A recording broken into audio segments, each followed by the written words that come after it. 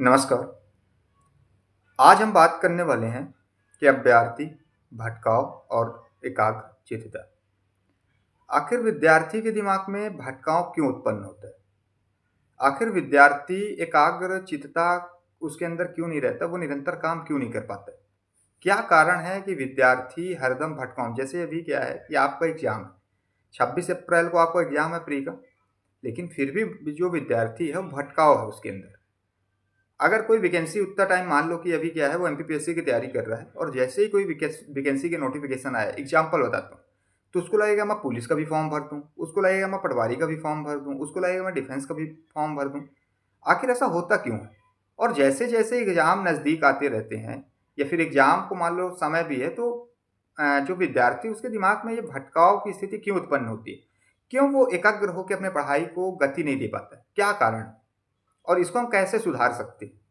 तो आज ये महत्वपूर्ण जो मुद्दा लेके आया हूँ, इस मुद्दे पे अगर आप थोड़ा सा भी गौर करोगे, और ये हर एक विद्यार्थी के साथ, ये पर्टिकुलर ये मेरे साथ नहीं, ये किसी और स्टूडेंट के साथ नहीं, ये जितने भी अभ्यर्थी हैं सबके साथ होता है। ठीक है, मेरे साथ भी होगा, आपके साथ भी होगा, कोई तीसरा व्यक्ति तैयारी कर रहा होगा, वो किसी भी क्षेत्र में तैयारी कर रहा होगा ही होगा ही। ठीक है, तो आज इसी मुद्दे पे हम बात करेंगे। इसके पहले एक छोटी सी जानकारी, अगर आप हमसे जुड़ना चाह रहे हो, यार आप वीडियो लगातार देख रहे हो, अच्छे से देख रहे हो, लेकिन चैनल को सब्सक्राइब नहीं कर रहे हो। दूसरी चीज़, अगर आप हमसे जुड़ना चाह रहे हो तो डिस्क्रिप्शन में टेलीग्राम व्हाट्सएप ग्रुप का लिंक दिया है, वहाँ से आप जुड़ सकते हो, फ्री ऑफ कॉस्ट। वहाँ बहुत सारी चीज़ें हम टेलीग्राम में प्रोवाइड करवाते हैं। चलिए हम अपने क्लास को स्टार्ट करते हैं। अभ्यर्थी, भटकाव और एकाग्रचित्तता।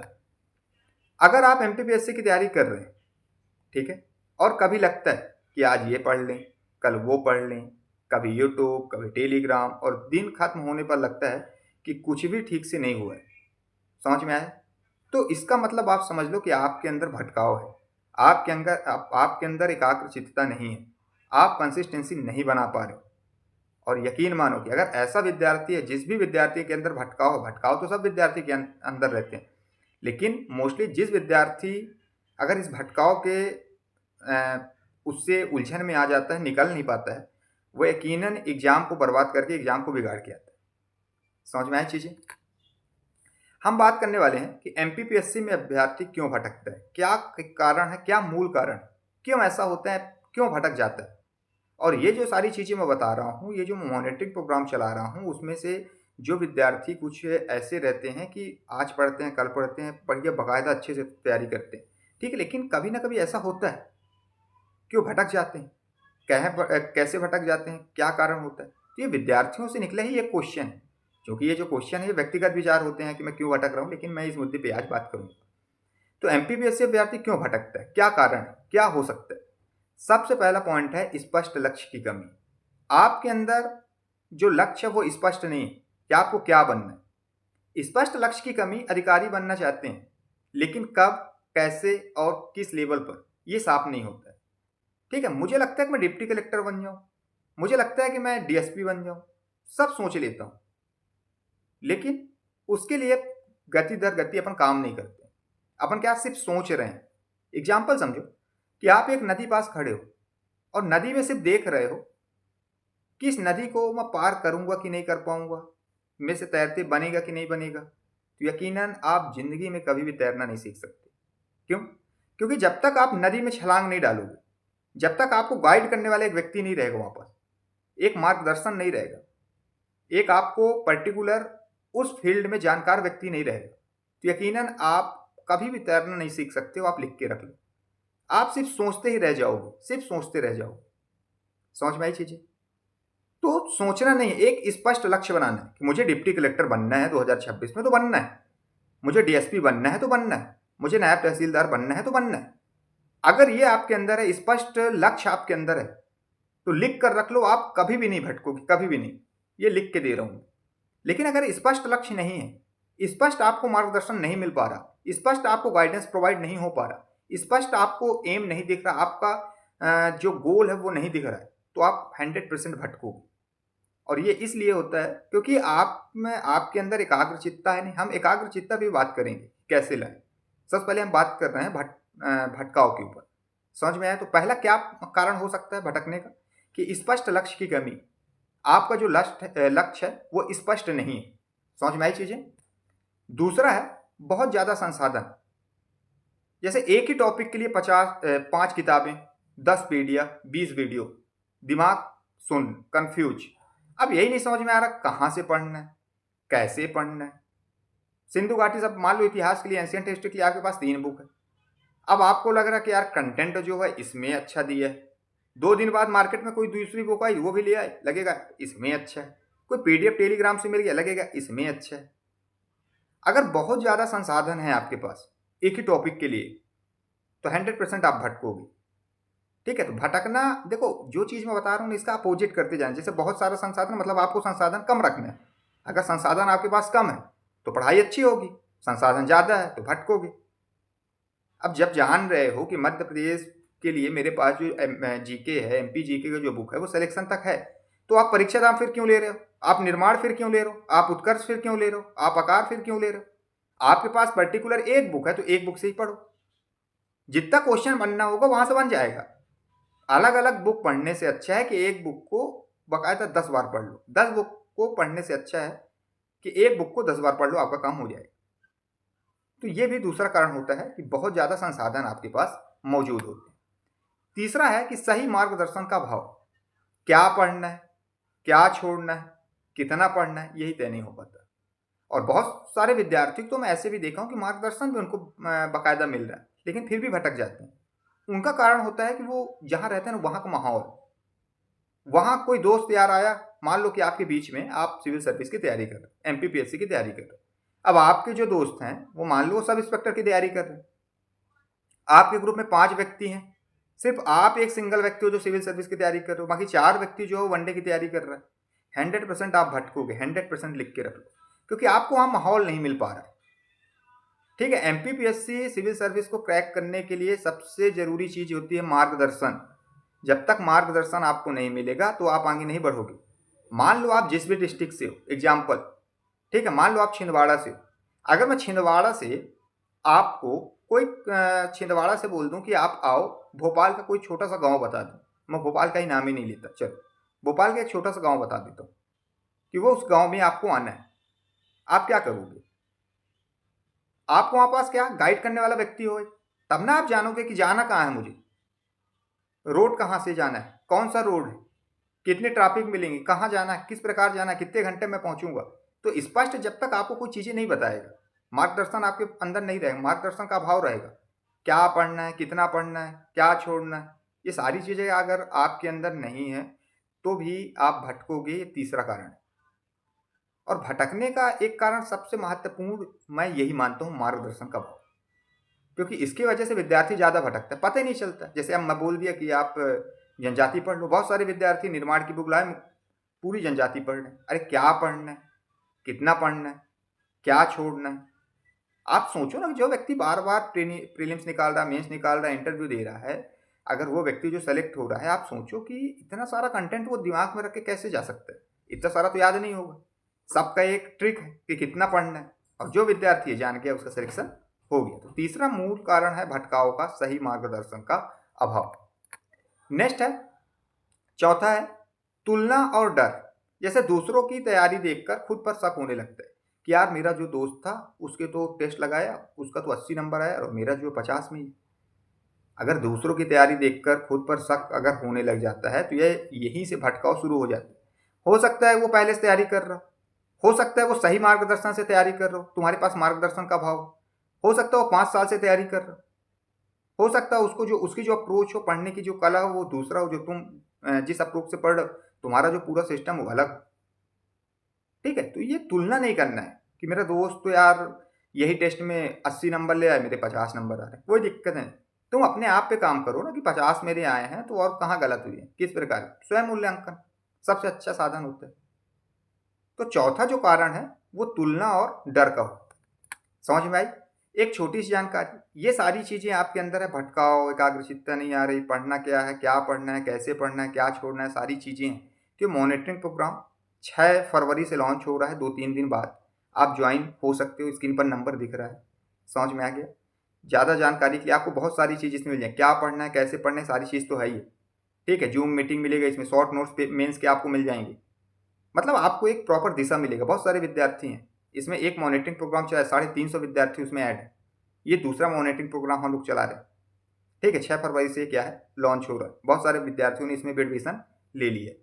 इससे आपको दिशा मिलेगी, इससे आपको एक रणनीति मिलेगी, ठीक है। आपको 5 बार से प्रीलिम्स नहीं निकल रहा है, 6 बार से प्रीलिम्स नहीं निकल रहा, क्यों नहीं निकल रहा, कहाँ गलती हो रही, सारी जानकारी इसमें आपको मिलेगी। अगर आपको ज्वाइन करना है या फिर कोई और जानकारी आपको चाहिए तो स्क्रीन पर नंबर दिख रहा है, आप संपर्क कर सकते हैं, ठीक है। नेक्स्ट है एकाग्रचित्ता क्यों जरूरी है, ठीक है। एमपीपीएससी में चयन जो चयन है वो तेज पढ़ने वालों को नहीं होता, लगातार और सही दिशा में पढ़ने वालों को होता है। आप कितना तेज स्पीड से पहुंच रहे हो, कितना तेज पढ़ रहे हो, ये मैटर ही नहीं करता। एक कहानी आपने सुनी होगी खरगोश और कछुए की। खरगोश क्या है कि बहुत तेजी से दोनों को जब रेस हुआ तो लास्ट में कौन जीता, कछुआ जीता। क्यों? क्योंकि वो धीरे धीरे धीरे धीरे वो चल रहा था, वो रुका नहीं कहीं। और खरगोश क्या किया, जाते हुए दौड़ते हुए सीधे सो गया। तो यहाँ तेज नहीं भागना है कि यहाँ से डायरेक्ट छलांग मारना है, सीढ़ी दर सीढ़ी हमको काम करना है, डायरेक्ट छत पे नहीं पहुंचना है, ठीक है। तो एमपीपीएससी में जो चयन है वो तेज पढ़ने वालों को नहीं, लगातार और सही दिशा में पढ़ने वालों को होता है। एकाग्रचित्ता का मतलब क्या होता है, इसका मतलब होता है सीमित स्रोत। आपके पास सीमित सोर्स होने चाहिए, रोज की एक निश्चित पढ़ाई होनी चाहिए, बार बार आपका रिवीजन होना चाहिए और खुद पर भरोसा होना चाहिए। और ये सारी चीज मॉनिटरिंग प्रोग्राम में हम प्रोवाइड करवा रहे हैं, सारी चीज। समझ में आया? अगर एकाग्र मन नहीं है तो आप कुछ नहीं कर सकते हो, मन भटकेगा ही। हिस्ट्री खोले तो लगेगा यार संविधान पढ़ लें, संविधान खोले तो लगेगा यार मैथ लगा ले, मैथ अगर लगा रहे हो तो लगेगा हिंदी पढ़ लें। ये सारी चीज़ें आपके दिमाग में कन्फ्यूजन क्रिएट करेगी, क्योंकि आपका स्पष्ट लक्ष्य नहीं है ना, आपको प्रॉपर गाइड नहीं मिल पा रहा, आपको प्रॉपर मार्गदर्शन नहीं मिल पा रहा है, आपके अंदर सिर्फ डाउट है और उस डाउट को क्लियर आप कर नहीं पा रहे। समझ में आया? तीसरा पॉइंट है एकाग्रचित्ता कैसे लाएं, क्या करें कि एकाग्रचित्ता आए। हम एकाग्र होकर पढ़ाई करें, कंसिस्टेंसी बनी रहे, कंटिन्यूटी हमारी हर एक चीज़ व्यवस्थित चले, अच्छी पढ़ाई चले। 2026 में अधिकारी बन के आए, क्या करें इसके लिए? सबसे पहला काम है एक लक्ष्य एक रास्ता। लक्ष्य एक रखिए। अगर आपको डिप्टी कलेक्टर बनना है, उस बीच में मान लो कांस्टेबल का फॉर्म आया, नहीं भरना है, पटवारी का आया, नहीं भरना है, डिफेंस का आया, नहीं भरना है, शिक्षक का आया, नहीं भरना है। ये कब आएगा? जब आपका जो लक्ष्य है वो स्पष्ट रहेगा। एमपीपीएससी 2026 में चयन और रास्ता भी एक ही अपनाइए कि अगर मुझे एमपीपीएससी करना है तो करना है, डिप्टी कलेक्टर बनना है तो बनना है, फिर इसके बाद सारी चीज़ें आ जाए।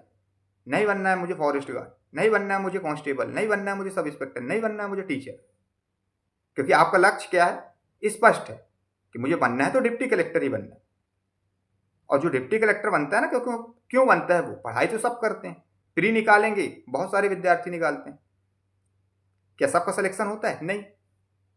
मेंस भी बहुत सारे विद्यार्थी निकालते हैं, क्या सबका सिलेक्शन होता है? नहीं। इंटरव्यू भी बहुत सारे विद्यार्थी देते हैं, क्या सबका सिलेक्शन होता है? नहीं। कारण क्या है? ऐसा तो नहीं कि पढ़ते नहीं, सब पढ़ते हैं। ये सोचने का विषय। सिर्फ कोर्स ले लेने से, 4 बुक ले आने से, रट्टाफिकेशन लगा लेने से एग्जाम नहीं निकलता। ये सारी चीजें आपको सोचना पड़ेगी क्यों ऐसा होता है। समझ में आया? नेक्स्ट है कि लिमिटेड सोर्स, ये वाला रूल अपनाओ। हर विषय के लिए एक किताब।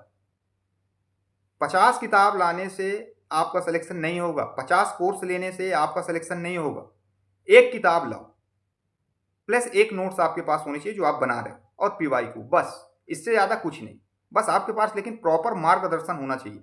अगर मार्गदर्शन नहीं है तो आप भटक जाओगे। एक किताब तो है आपके अंदर, आपके पास, मैं मान लिया, लेकिन उस किताब को पढ़ना कैसे है, आपको उस किताब से नोट्स कैसे बनाने, उस पीवाईक्यू को एनालिसिस कैसे करना है, ये सीखना पड़ेगा।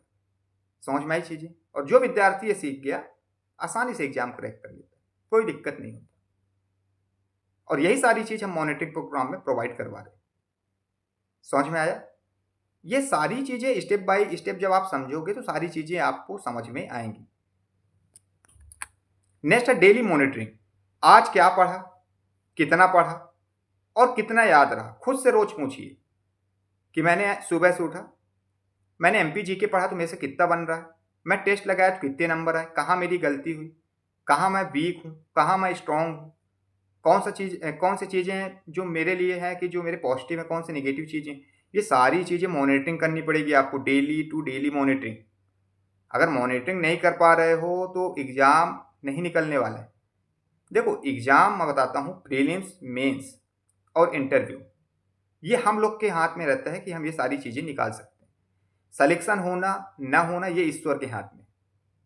अगर आपका किस्मत अच्छा हुआ, मेहनत ज़बरदस्त रही, प्रॉपर हर एक चीज़ आपने सही दिशा में तैयारी की, हर एक चीज़ की, तो आपका सिलेक्शन होना तय है।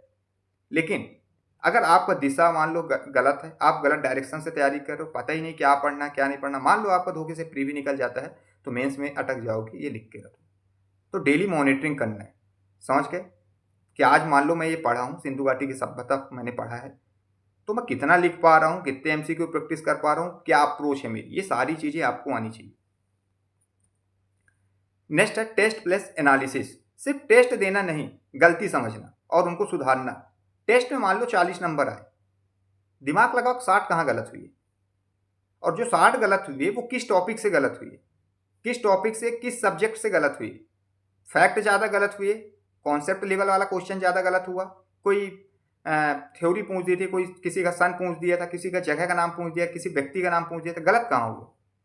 जब तक ये एनालिसिस नहीं करोगे टेस्ट देने के बाद, तब तक तुम पीछे रहो। तो जो आज का मैं टॉपिक बता रहा हूँ, भटका अभ्यर्थी भटकाओ एकाग्रचित्त, ये कोई छोटा मोटा टॉपिक नहीं है। अगर विद्यार्थी समझ जाए इस चीज़ को, अपने अंदर क्या है डाल ले, तो एक बहुत सारे एग्जाम को ऐसे ही क्रैक कर ले जाए।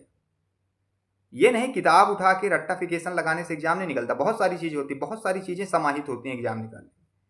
समझ में आई चीज़ें? जो आज एकाग्र होकर संघर्ष करेगा, वही कल अधिकारी बनकर इतिहास रचेगा। एमपीपीएससी में भटकाव नहीं, सिर्फ अनुशासन और निरंतरता आपको चाहिए, तभी आपका सिलेक्शन होगा। विद्यार्थी बहुत पढ़े हैं, लाखों विद्यार्थी एग्जाम दे रहे हैं, सिलेक्शन कितने का होगा? 155 पोस्ट आई है, 156 पोस्ट आई तो 156 लोग का होगा। उस 156 में आने के लिए आपको मेहनत करना पड़ेगा। उस 156 में आने के लिए आपको समझना पड़ेगा क्या पढ़ना है, क्या छोड़ना है। उस 156 पोस्ट में आने के लिए आपको भटकाव से दूर रहना पड़ेगा, आपको एकाग्र रहना पड़ेगा, आपको समझना पड़ेगा क्या पढ़ना है, कितना पढ़ना है, क्या छोड़ना है, कितना छोड़ना है, कैसे 2 नंबर के क्वेश्चन लिखने हैं, कैसे 7 नंबर के क्वेश्चन लिखने हैं, कैसे 10 नंबर के क्वेश्चन लिखने हैं। वो सारी चीज़ें किसको सोचनी पड़ेगी? आपको। समझ में आया? अगर आपको किसी प्रकार से कोई जानकारी चाहिए, या आपको मॉनिटरिंग प्रोग्राम ज्वाइन करना है, या फिर और 2025 का जो मान लो मेंस है आपका, आपको किसी प्रकार से गाइडेंस चाहिए, टेस्ट सीरीज हो, मॉनिटरिंग प्रोग्राम हो, या प्री ना निकल रहा हो बार बार, तो स्क्रीन पर नंबर दिख रहा है, आप संपर्क कर सकते हो। ठीक है, मिलते हैं नेक्स्ट वीडियो के लिए, नेक्स्ट वीडियो में। तब तक के लिए जय हिंद, जय भारत, वंदे।